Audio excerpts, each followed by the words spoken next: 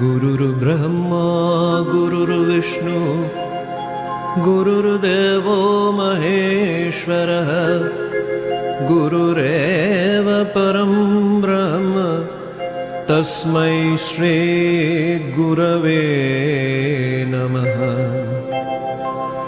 अखण्डमण्डलाकारं व्याप्तं येन चराचरं तत्पदं दर्शितं येन तस्मै श्री गुरवे नमः। अज्ञानतिमिरान्धस्य